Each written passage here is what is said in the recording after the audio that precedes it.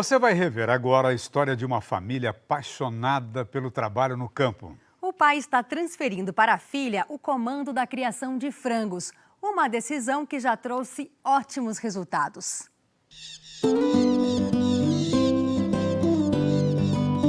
Na antiga fazenda de café, a tulha que armazenava os grãos, hoje é só um belo cenário.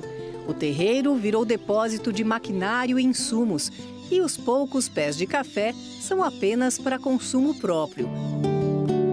A propriedade em Sales Oliveira, São Paulo, entrou para a família em 1850, pelas mãos de Dona Honorina e o marido Luiz José Guimarães. De lá para cá, a terra foi sendo dividida entre herdeiros. Paulo assumiu uma área de 267 hectares. Eu casei, a minha sogra falou se eu assumisse a fazenda. É o que eu gostava de fazer, então eu dei sequência. Paulo e Eliana têm 2 filhas. Luciana seguiu a carreira da mãe e da avó e se formou em farmácia. Juliana estudou agronomia. Em qual delas você apostaria para tocar a fazenda? Eu achei que a agronomia que ia dar uma sequência e a Luciana não. Mas foi o inverso.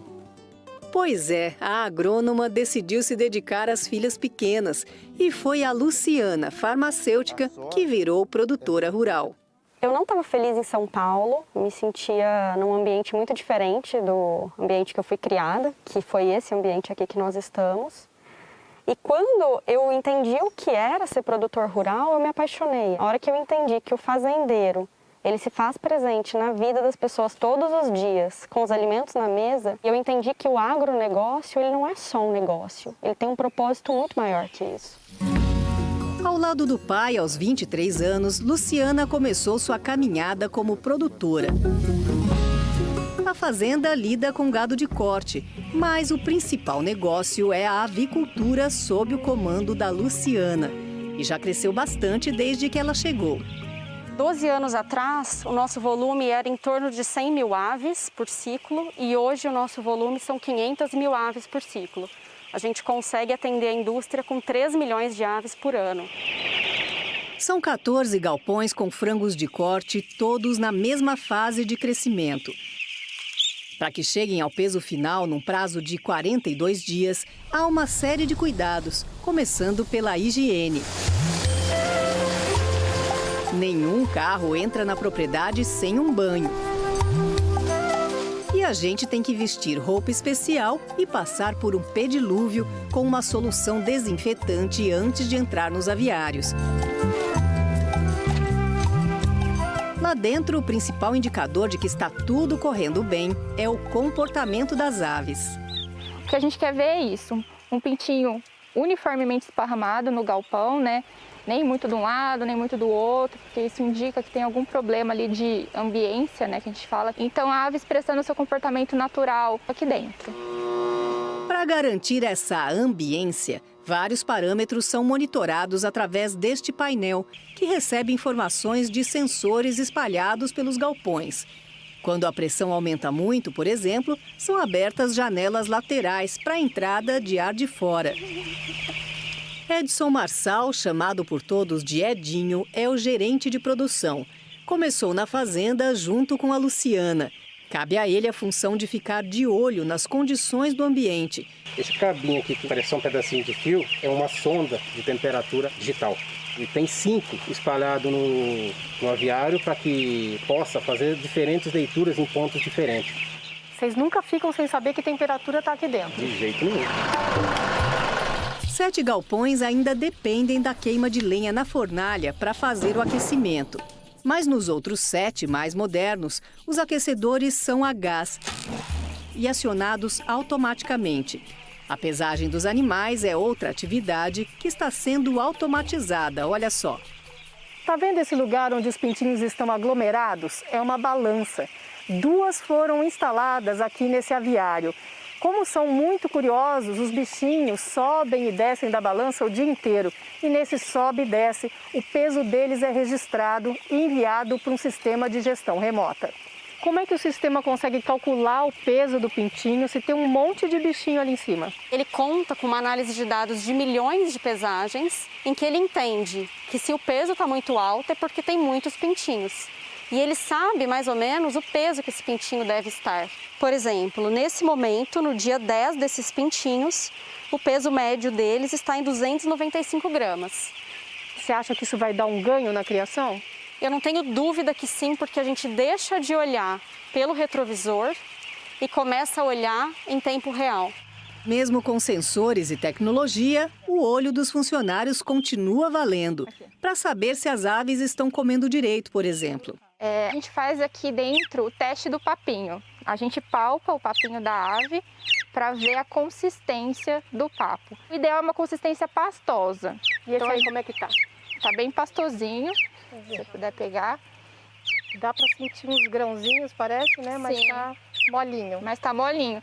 Então significa que ele comeu e bebeu água na proporção correta. Para ganhar 1 quilo de peso, cada ave consome, em média, 1,570 kg de ração, número considerado ótimo por especialistas.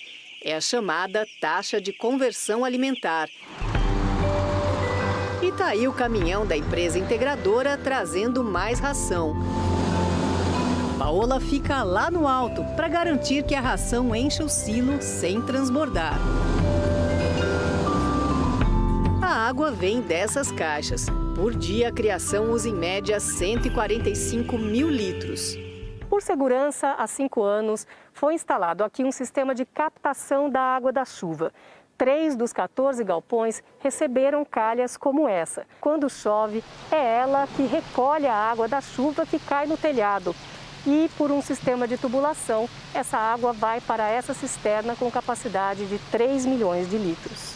Está aproveitando uma fonte natural sem agredir em si a natureza.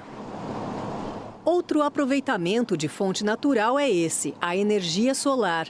E não só com uma, mas com 3 usinas implantadas ao longo de 4 anos.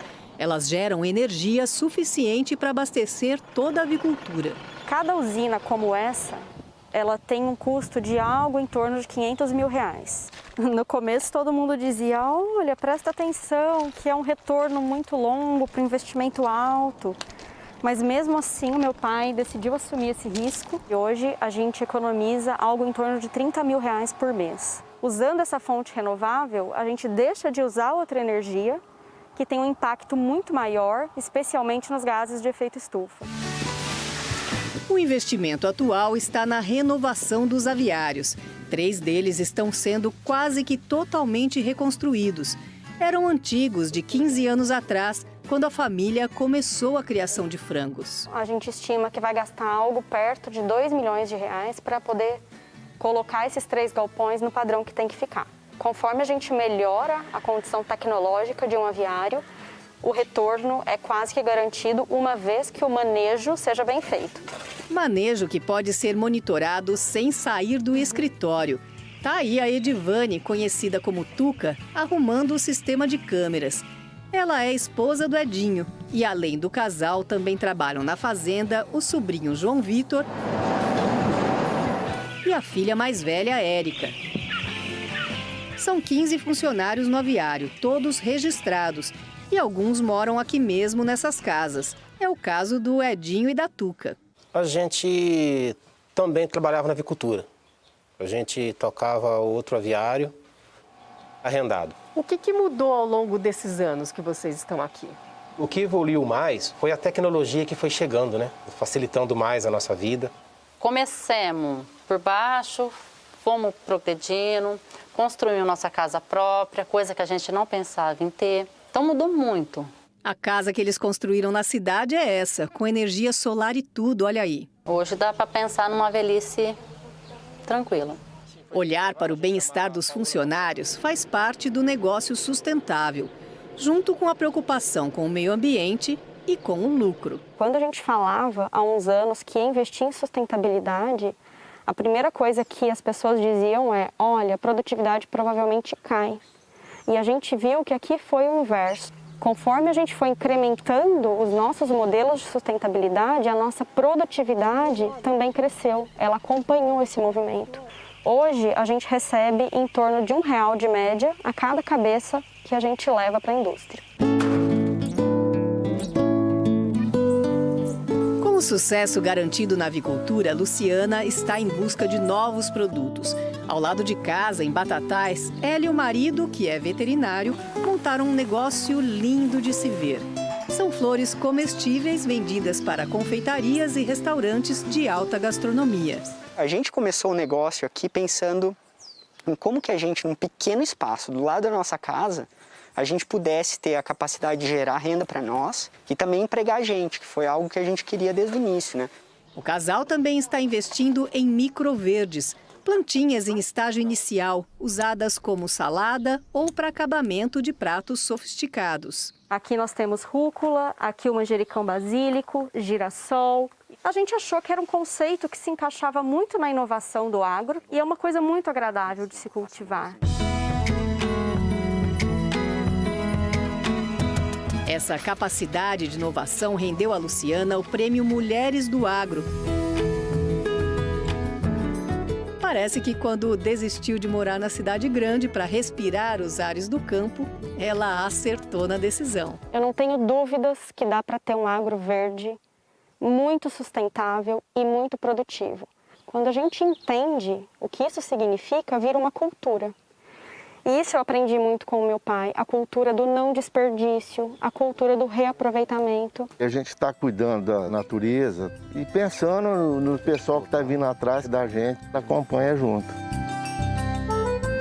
E olha aí quem está vindo atrás. Antônio, aos 5 anos, já se diz o mais novo produtor do pedaço. Prova de que, como a antiga roda d'água, a produção por aqui vai continuar girando.